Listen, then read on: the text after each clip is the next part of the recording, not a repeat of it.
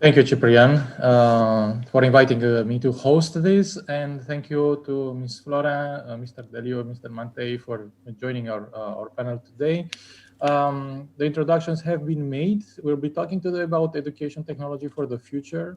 Whilst our focus is on Romania, obviously, we will be linked to, we have to look at it with the perspective of how it is linked to a global world. So I would start first off with how do you see the challenges of and opportunities of this domain we are talking about, technology, computer science, from your perspective and from the perspective of the institutions that you represent. So in no particular order, maybe to start first with Mihai, Matei from ANIS. Hi, hello everyone. So yeah, I would start by first looking at the actual situation in the Romanian context, and we are basically very behind regarding education, and this can be seen in all the statistics regarding technical education and the technology education. So the DESI index and so on. So I would start with a look at the present, and I believe that a change and a radical reform needs to be started in this regard. I'm speaking as a parent. I have a kid who's in a public school, and I've seen firsthand what education means. It's actually one of the best public schools in Bucharest, and the experience is pretty bad. So, as an example, to one of the lessons in IT, my kid was given the task to hand copy the keyboards that were written in a manual, and to write the explanation of some of the keys on a keyboard. So this is where we are in the public system, and this can be seen if you look at bottom up at the grassroots level. As a parent, or if you look at the statistics at the DESI index. So yeah, so I got this. So this is a perspective from what you see from a personal view angle in the education space. I was curious also to understand how the companies that you have in ANIS as members look at the immediate future ahead of them. So let's say the next 5-10 years from a perspective of opportunities and challenges for them. Because then the intention is to link these with what we're actually doing here in the education system. Yeah. From the industry perspective, the situation is pretty critical as well. So I was saying that this century, probably the most important resource of this century is human capital and talent. And we are living an age of where this resource is very scarce, and it's not scarce only in Romania, it's scarce at a global level. So the demand for talent is increasing, and the offer is not making up, it's not at the level that the request is. So in Romania locally, we are facing a crisis of human capital. Basically the industry, and this can be seen in all the studies that we've been publishing all over the years, we've been seeing an increase in the number of people that the industry needs. At the moment, we are converting people from all educational backgrounds to technical backgrounds. And the estimates is that we are lacking somewhere between 20,000 people to 50,000 people, depends on how we look. So it doesn't look too good, the present. All right. Thank you, Mihai. Vladimir, you work for a company that it started in Romania, but now it's basically a global company with presence all over the world. And you're responsible for alliances or learning educations. How do you see the opportunities and challenges for UiPath and for the ecosystem around the company? So the skills gap in the market is quite huge, meaning that a lot of companies go through digital transformation. They want their processes to be automated. Unfortunately, they don't really find the skills in the market that can operate with digital solutions. So globally, I think in the next 5 years, there will be, I think half of the existing workforce will need to be reskilled. And half of the existing workforce will have to be upskilled in order to be aligned with the market needs. So what we're trying to do is to democratize as much as possible our technology and empowering the universities across the world to teach RPA, training centers, vocational schools. We're trying to push for apprenticeship programs because we live in this bubble where digital transformation is the new thing, but unfortunately in academia, it's quite new. So we are facing a challenge to educate educators first, so universities, trying to make them aware of the needs in the market and the employability opportunities of students who have automation skills, and then powering them with free curriculum, with teaching guidelines, with free softwares, all the resources needed for a university to align with the market demand in terms of automation skills. All right, well, look, I have to ask the question that is on maybe many people's lips. If you build such good robots, will there still be a need for people? Well, the future of work, I think it's much more humane. So robots cannot replace core human skills like empathy, critical thinking, creativity, relationships. So jobs will only take those parts of tasks and jobs that are repetitive, that are robotic, that are boring and mundane, and people don't take pleasure in doing them. So what robotization and automation is actually doing is freeing up people from the tasks they don't want to do, so they can focus on building meaningful relationship with their colleagues, with their customers, with their partners, and practically contributing to innovation. So yeah, we're not taking people out of their jobs, but only the robotic tasks out of their jobs. Thank you, Vladimir. So now I would move on to Ms. Florea. So we've listened from Anis and from UiPath, their perspective.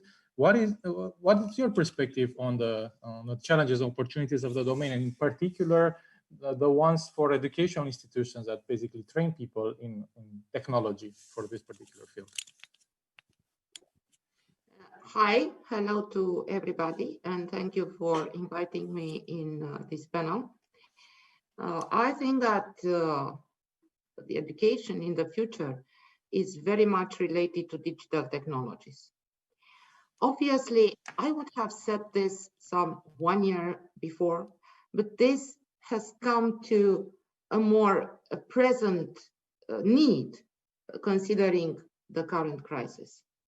From the point of view of integrating education and digital technologies, from the perspective of universities, from my own point of view, I see three main points. First of all, making better use of digital technologies for teaching and learning. And when I say this, I refer to new learning opportunities, to additional learning resources that are available through digital technologies, and also the possibility to support disadvantaged students, such as low-income students or disabled people or so on. But also to offer new ways to organize and structure teaching and learning, and which is more important, education and of innovation and personalized learning. A second direction in which I see digital technologies important for education is at the level of organizational change. Therefore, we have to integrate digital education in our overall education and policies for innovation, for teaching. Technologies in education are aimed to improve, of course, not to replace learning in and outside the classroom. Although, as we have all witnessed lately, we were forced to replace by digital technologies face-to-face learning.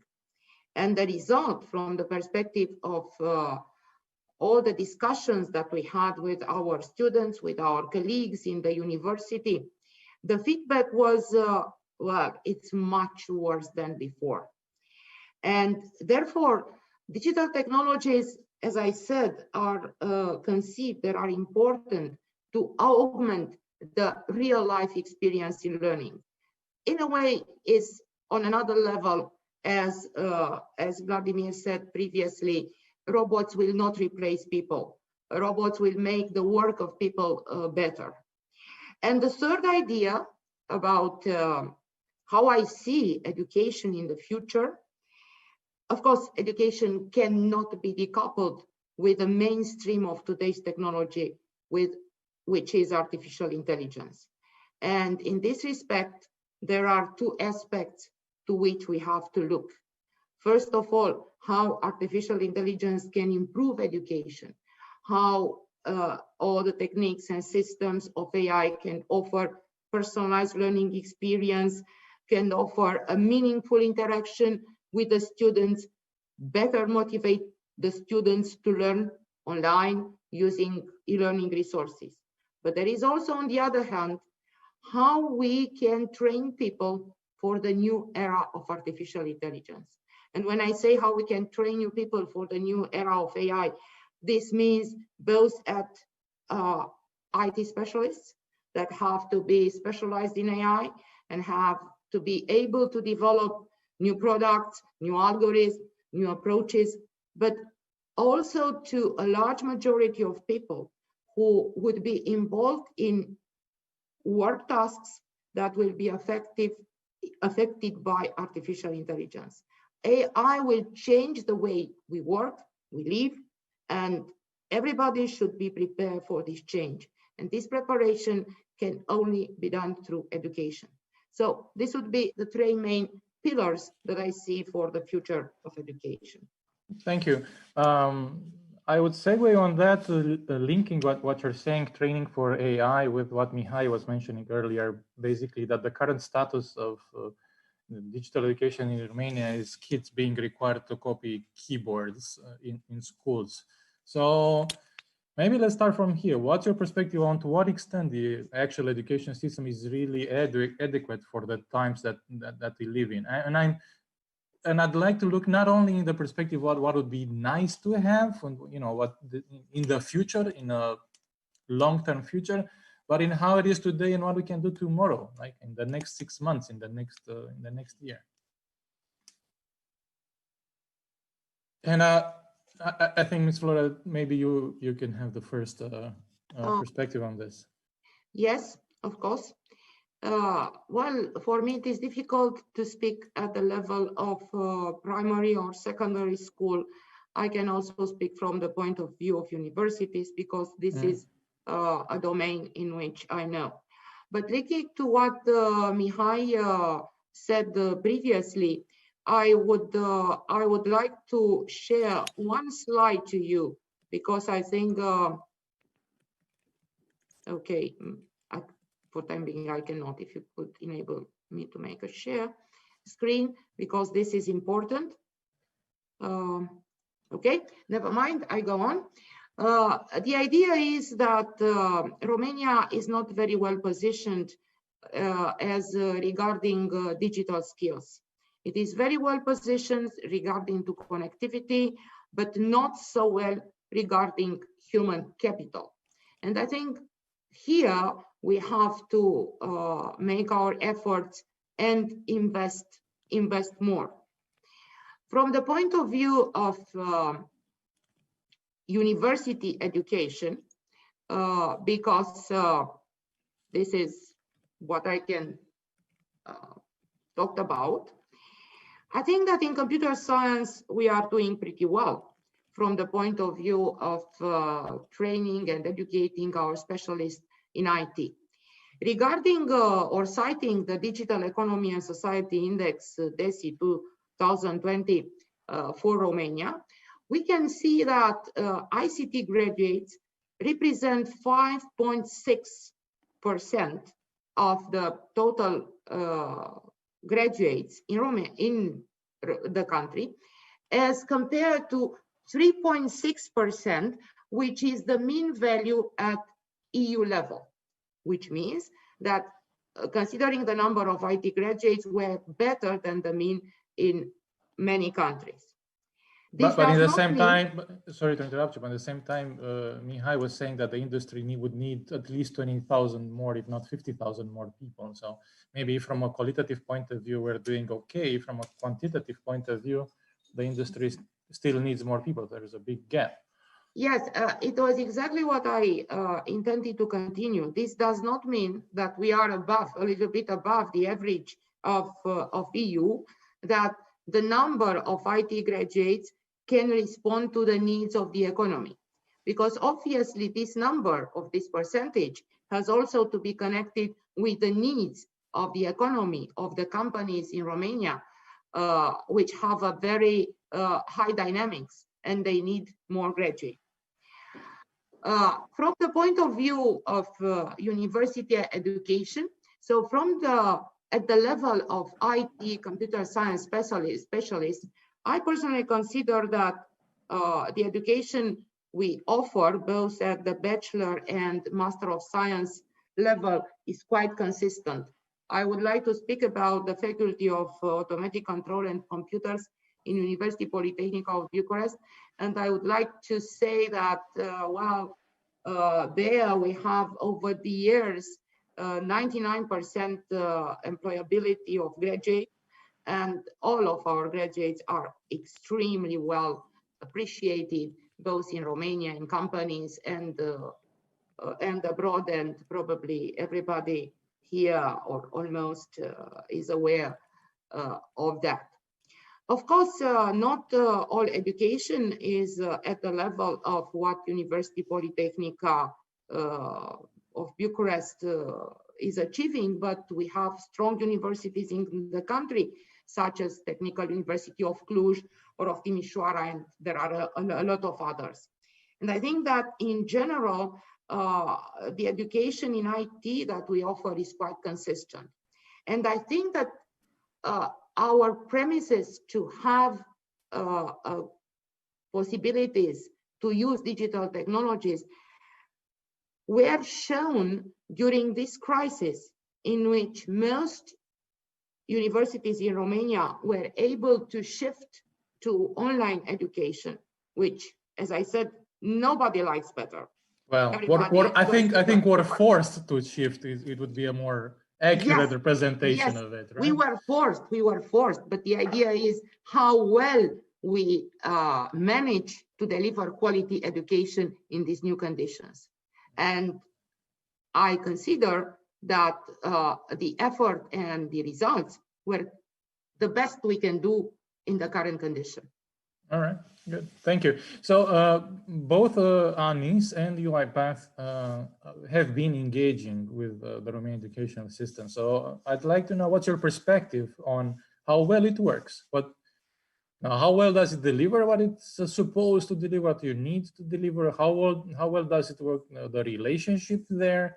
And generally, what's your outlook on the relationship between ANIS and UiPath and the Romanian universities? And maybe Vladimir, also with a comparison towards what UiPath is doing with universities around the world.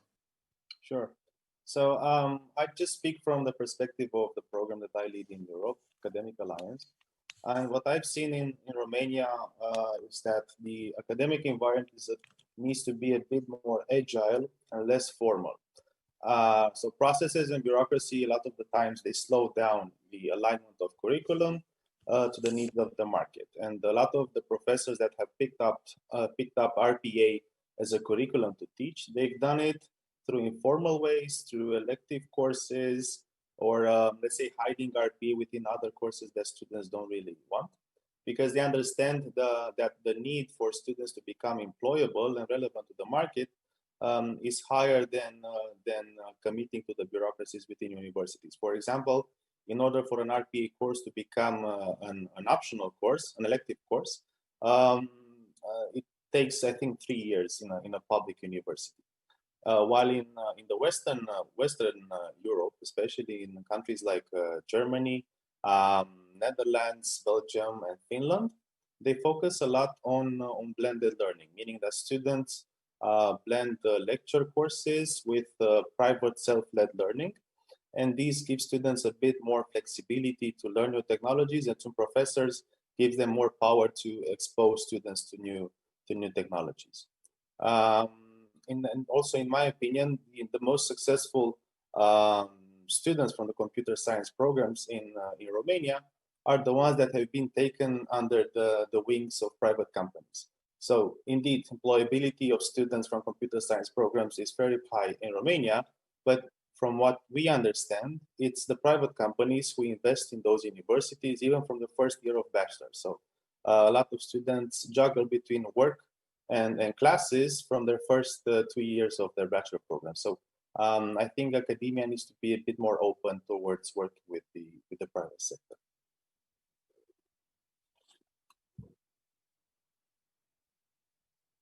I think you're on mute. Sorry. Thank you, Vladimir. Mihai, what's your perspective on working with the Romanian educational system? So I will totally support what Vladimir said. It's very the collaboration between the industry and universities and so on. It's very informal and local. It's not a systematical approach to a partnership between the industry and the universities and the educational system. So this leads me to the following thought. Look, technology is not a magic wand. Yeah, technology is just a tool. It's like a hammer. You can build houses with a hammer, or you can hurt yourself with a hammer. It all depends on how you use the hammer and the education you have. So in my opinion, we need, obviously, technology, implementing technology within the educational system will improve to some degree the system itself. But I believe that we need a change of paradigm. It's more philosophical, and in this regard, we need to look where is innovation coming from. I mean, if you read the news, I don't think you've heard that the US government invented the light bulb or the AC current, or the UK government invented gravity. No, it's always an individual or a company who invented something, who innovated. And this is important because, in my opinion, the key to make a change in education is related to financing. Education is expensive. And in my opinion, we should we should have more private actors involved in the educational system and liberalize this field. Otherwise, there will be no innovation. I'm very skeptical about the public system having enough energy and resources to generate a dramatic change and a change of paradigm.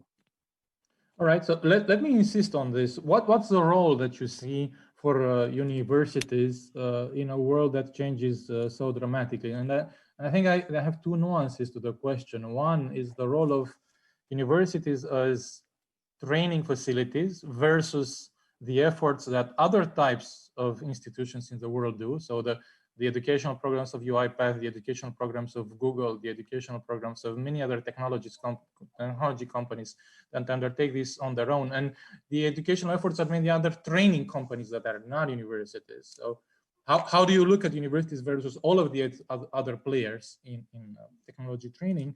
And the second is in the perspective of universities in reacting to what's happening out there in the world versus creating what's out there. So basically being behind the wave of change in technology in society versus driving the wave of change in technology and society. So I would start with Mihai and then we'll go through Ms. Florea and Vladimir. So again, in my opinion, we should, education, first of all, education should be accessible to all, free of charge. But this doesn't mean that education should be, educational institutions should be public. So I believe that subsidizing and investing into private institutions, private universities, and so on will is the key to creating a change.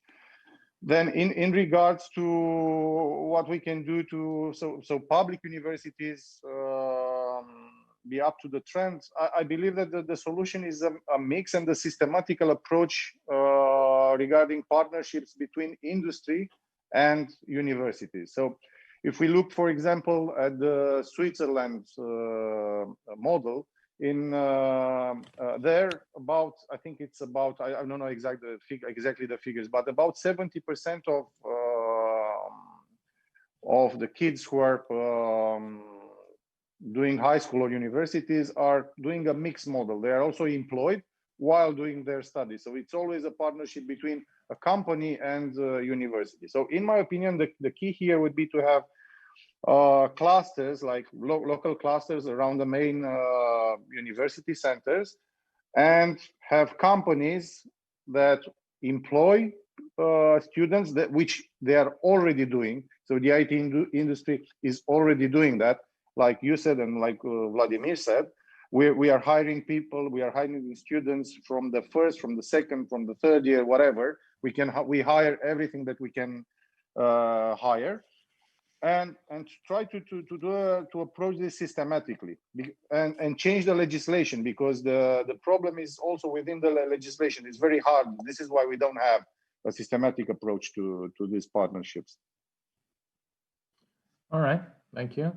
Vladimir, you're in an interesting role in this dynamic, because you work with universities on one hand, but on the other hand, you have your own training solutions that you deploy free and self-service, but you also work with other training providers. So what's your perspective on the, the future of universities on one hand and on education technology on the other hand?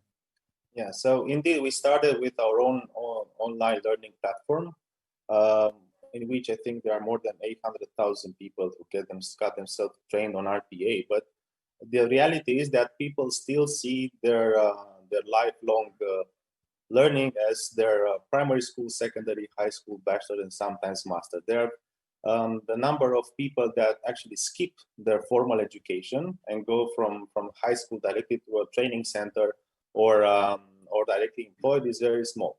So the reality is that globally, students still see universities, and I think it's normal for now, still see universities as the go-to environment where they learn technologies and they prepare themselves to become employable. However, the differences between universities and training centers is that training centers are able to deliver just-in-time training for students, for young graduates, for unemployed, for existing workforce, and this shortens the period between the learning phase and the employment phase.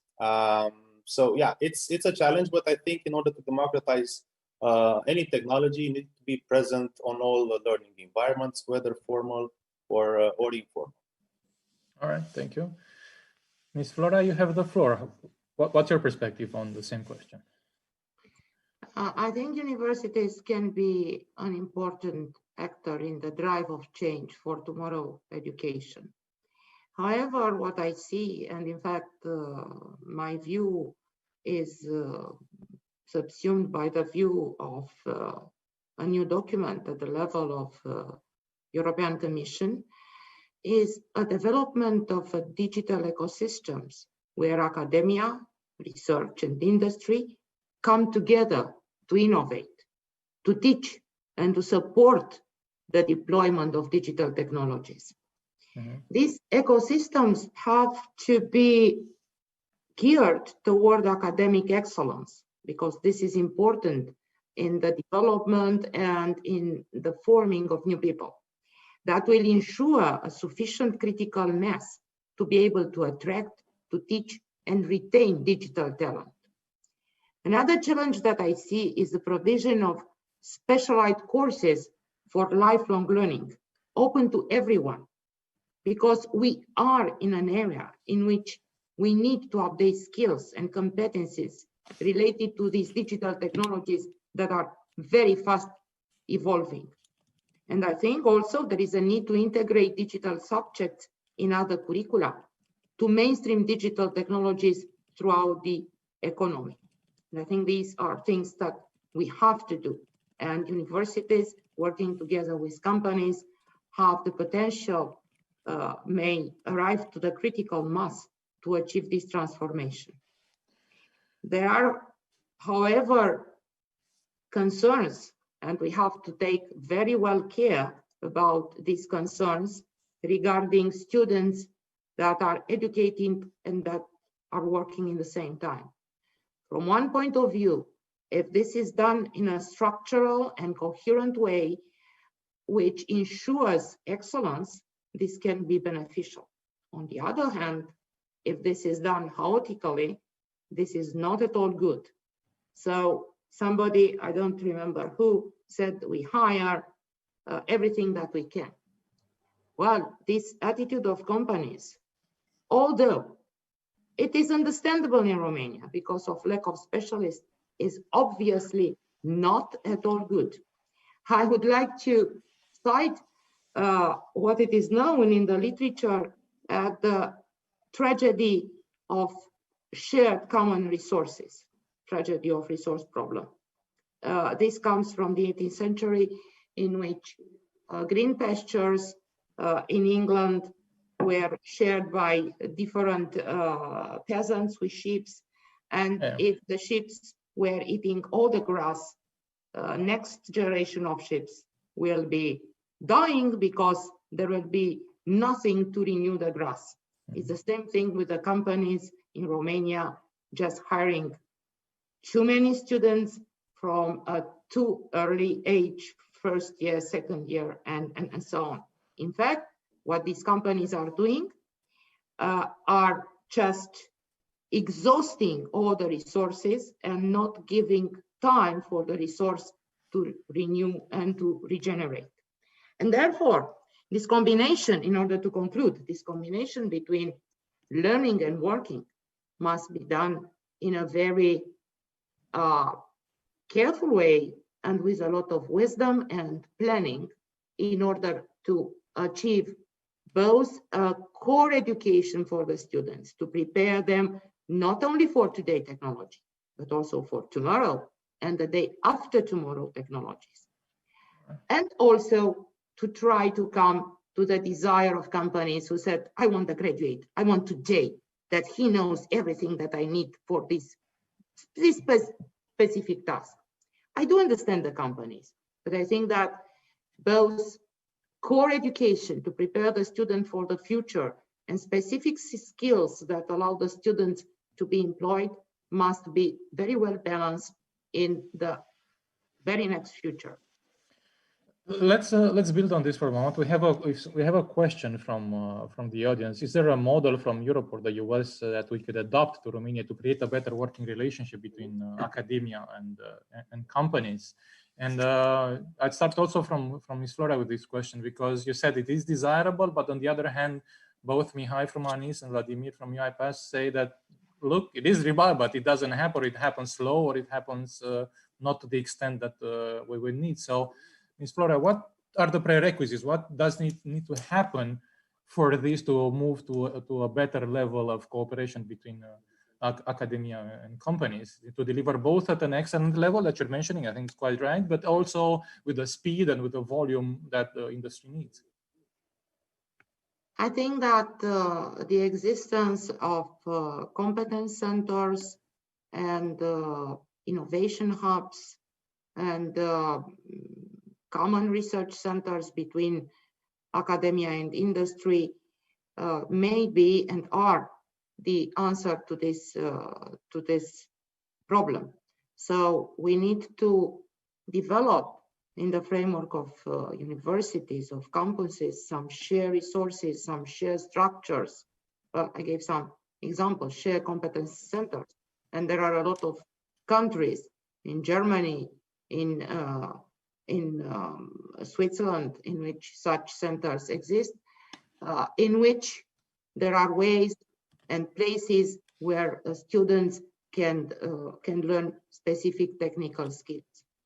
One other example that we at Politehnică, we strive to implement, and we made the first steps, and we hope that the current legislation will support, is education of PhD students. And nobody mentioned that, but I think it is very important. As you know, in Bologna process, PhD is the third stage of education, yes? First is bachelor, second is master, and third is PhD. So PhD is not conceived anymore as being for some very few in their ivory tower. And there is a very, very interesting example that we started to apply, but with some difficulties in the beginning.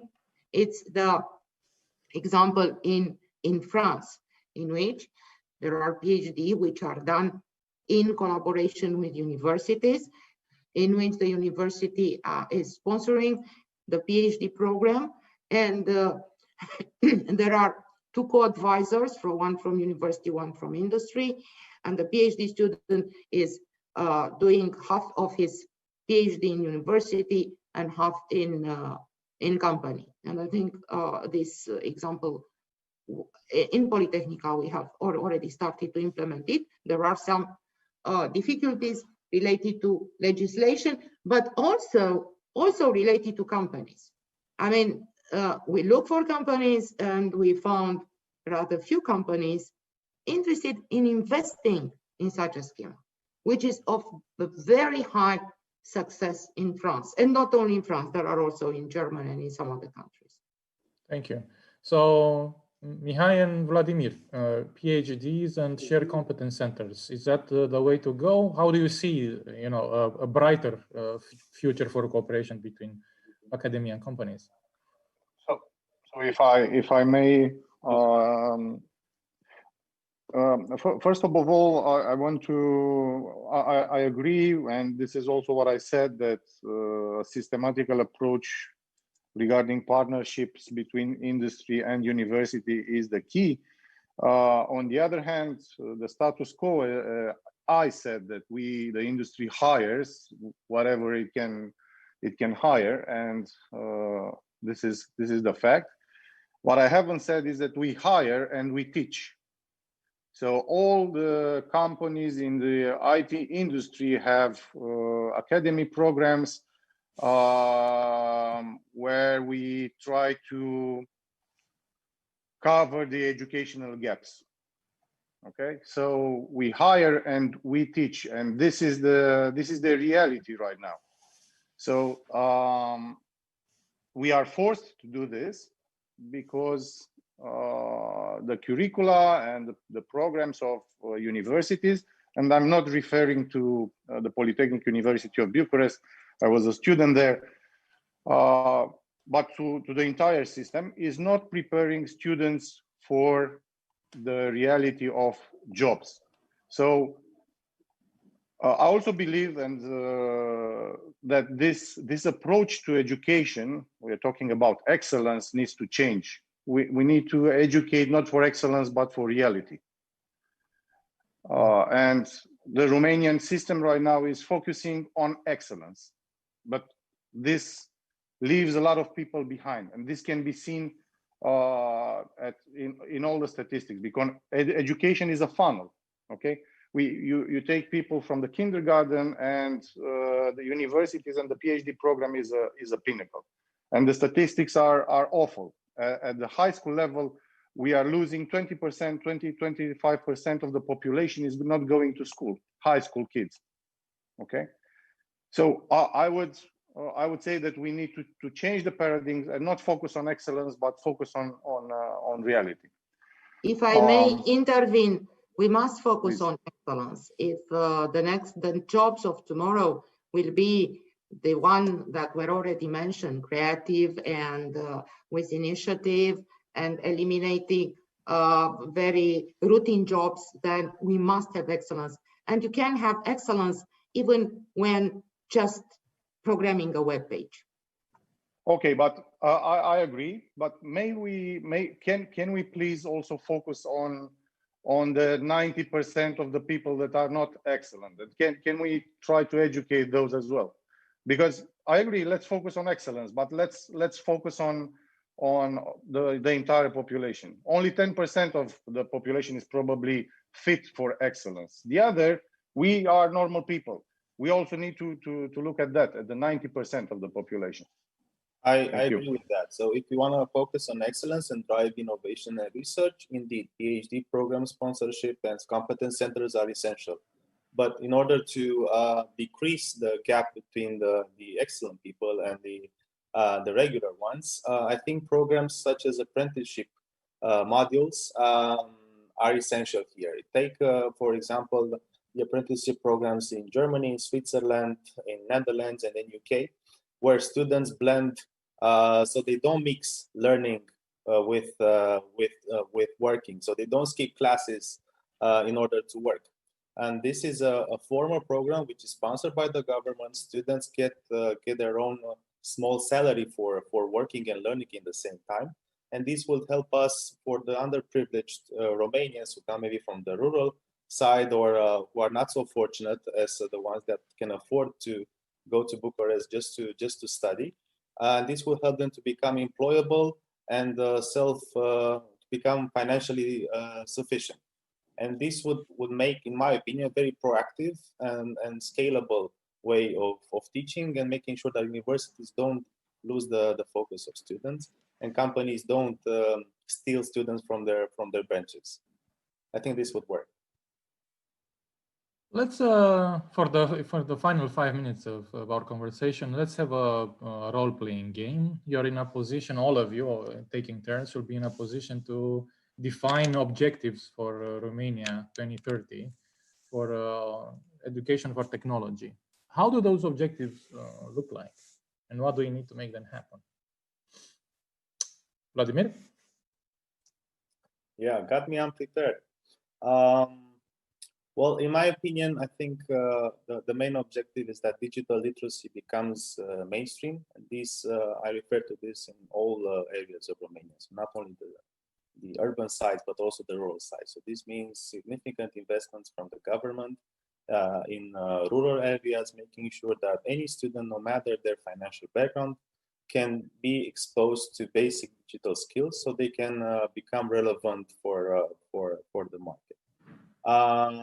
And another goal for that I see very, very applicable is the formal introduction of apprenticeship programs on a country level, sponsored by the government and aligned with the market needs, and also the bureaucracy of universities, the public universities at least, to be a bit lighter. Thank you. Ms. Florea, what is your perspective? Objectives for Romania 2030 for education technology? First of all, reinforcement of the teaching staff specialized in digital technologies at all level. I'm not speaking only for university, but at all level. And also teaching them on how to better personalize learning and how to make learning experience interesting. Second, courses for lifelong learning developed, both face-to-face when the time will come and digital. And third, AI and education. So educate the people for artificial intelligence, for the new era of artificial intelligence, both for using AI products and also the general public for understanding what AI will make a change in society and how AI will contribute to improving lives and not be a threat to all of us. So these are the 3 key points that I would propose. Thank you. Mihai? So in terms of objectives, so KPIs, I would say that there are 2 objectives.